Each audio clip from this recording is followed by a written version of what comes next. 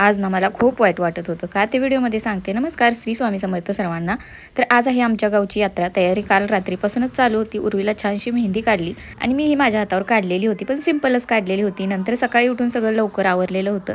देवपूजा झाली, त्यानंतर डाळ वगैरे शिजत घातली, पोळ्या बनवायच्या होत्या आणि शेवताईची यात्रा आहे बरं का. तर आमच्या गावापासून थोडंसं लांब आहे, तर तिकडं चालत जायचं होतं. म्हणून सकाळी लवकर उठावं म्हणलं, स्वयंपाक वगैरे आवरला आणि हनुमान जयंतीसुद्धा आहे. तुम्हाला सर्वांना हनुमान जयंतीच्या खूप खूप शुभेच्छा.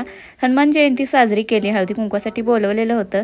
तिथं आरती वगैरे झाली आणि प्रसाद घेतला, घरी आले. घरी आल्यानंतर पोळ्या बनवायच्या होत्या. आईंनी आमच्या पुरण भरून दिलेलं होतं आणि मी लाटून पोळ्या भाजलेल्या होत्या. त्यानंतर आम्ही पटकन आवरलं आणि निघालेलो होतो यात्रेला.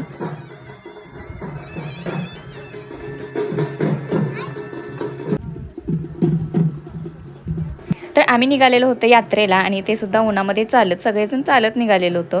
त्याच्यामध्ये ऊन एवढं कडक लागत होतं ना बास. आणि घरामधून सुद्धा एवढ्या गडबडीमध्ये आवरून आलेलो ना, त्याच्यामध्ये मला रील्स बनवायच्या होत्या, ते राहूनच गेलं. त्यामुळेच माझा थोडासा मूड ऑफ झालेला. त्यानंतर मंदिराचा छानसा व्हिडिओ घेतला, खूप छान अशी सजावट केलेली. तर शेवताईचं हे मंदिर कोणाकोणाला माहीत आहे मला कमेंट करून नक्की सांगा बरं का.